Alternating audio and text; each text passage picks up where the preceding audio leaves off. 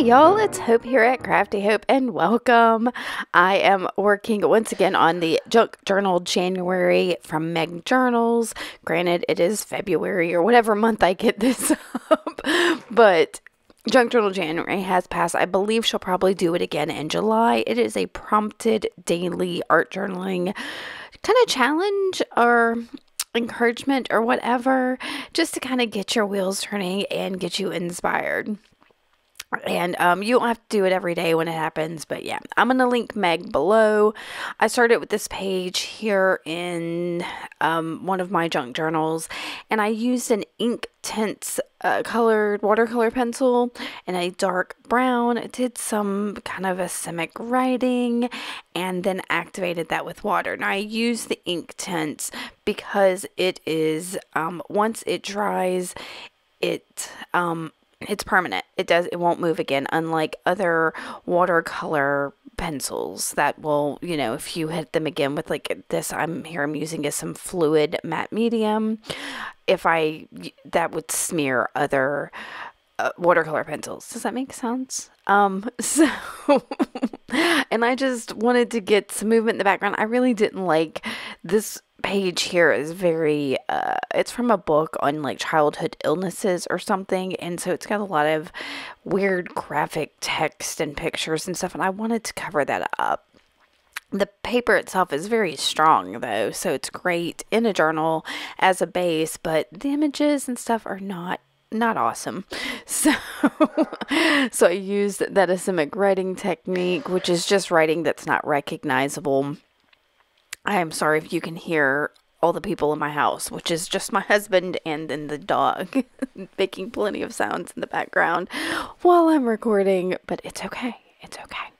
So once I got, the Asemic down, you saw I added a bunch of scrap paper, and then I have got this bingo marker from the Dollar Tree. It is a black one, and y'all, this becomes my most favorite thing about this. Actually, this journal spread is probably my favorite one for all of Junk Journal January, and it's why I definitely had to include this.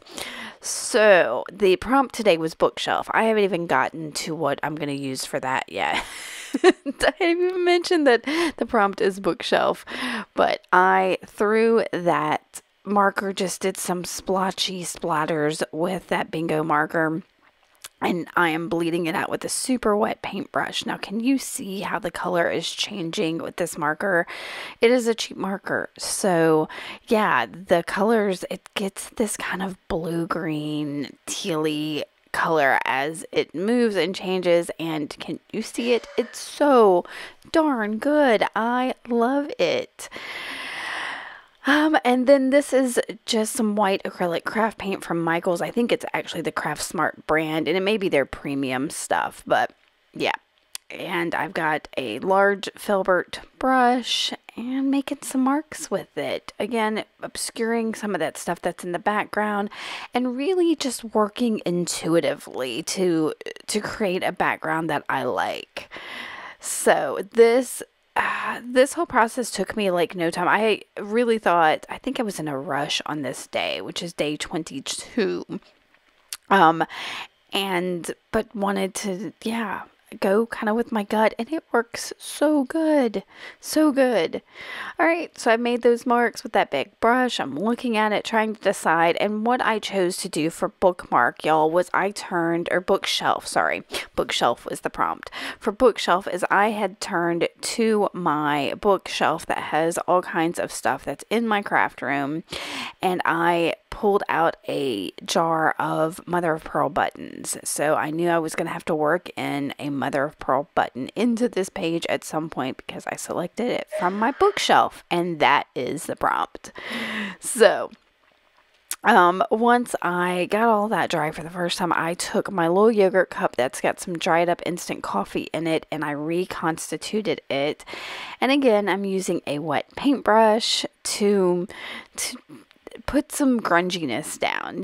This is what I like about the coffee, is it just darkens it up a little bit and adds some grungy. Now, I did splatter a little bit around on the page, and once again, I am going to dry everything.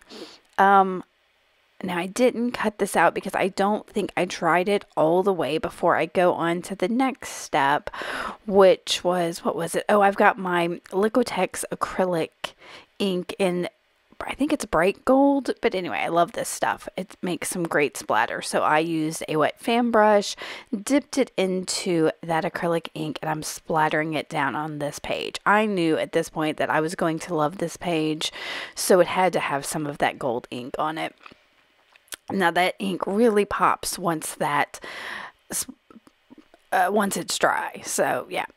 Now off to the side I have a little container that has a bunch of little different things, laces and fabric scraps and I don't even know. And I had pulled this piece out and yeah, it's gonna work its way in there. I had just recently found it in my stash and was like, why don't I use things like this more? Because I save these things and I hoard them on places like my bookshelf and in my closet and all kinds of stuff, and I need to use these things. So I have pulled it out and I've decided it is going to get used. And then I looked in my little box of focals and almost immediately found this picture of a cute little girl. Now I had torn the bottom of that page of that picture at some point. I probably tried to work it into something else and tore it and then was like, oh, well, okay. Put it back, ended up not using it, but it is going to be perfect in this. So you can see I pulled out a button from that jar I got off my bookshelf, and I'm going to go ahead and start gluing things down. I've got some Fabri-Tac I'm putting on the back of this picture, and yeah, that's going to stick that picture down. And then I've got that bit of old lace and mother of pearl button, and I have got some embroidery floss that matches that blue-green teal color that came out of that marker, that bingo marker. So I'm going to quickly stitch that on there. This, I could have used any thread, y'all. I thought maybe I was going to make a bigger statement with that thread, but not really. I'm just going to quickly stitch the button and the lace to this page, going through it a couple times, and then I will tie it off in the back. Now once I get it done, I'm going to realize that that lace is still slipping around quite a bit. And while that's kind of neat that it does that, I was afraid because I only have it tacked with that embroidery floss, that it was going to need something more, it would just tear through. So I'll end up using the Fabri-Tac to adhere it a little bit more. But that is something I want to think about, how I could have secured that in some way so that it could still move and be kind of an interactive element. But that's a thought for maybe another junk journal spread. So I'm using masking tape to go ahead and tape down the back of this so that thread's not a problem when I work on the page behind it. So there's that Fabri-Tac. I'm gonna just real quick actually tack it down. Just put a little dot there and put it down so that doesn't move around anymore. And I'm getting real close to being done with this. So I've turned to some of my little envelopes of sentiments. I start with these Tim Holtz, flashcards, is that what they're called? And decide pretty quickly they're too big, not what I want. So I've got this other one that's got the Tim Holtz quote chips and then some off-brand ones. And I end up using the off-brand one just because the color of it is just almost the same color as the edges of that photo and that lace. And even the button, it's all kind of that off-white color that I've got going on in there. Now these things are really thick chipboard, so I've peeled off the back just so it doesn't bulk up my pages anymore than it needs to. And I'm using walnut stain distress ink. That's the words, and an ink blender to go around the edges of that to age it up a little bit more.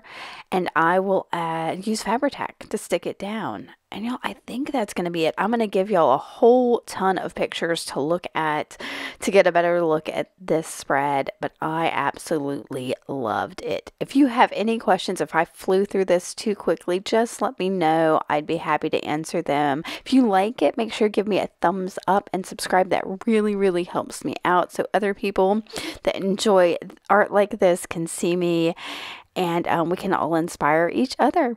All right, guys, I will see y'all later. Thanks so much for watching. Bye.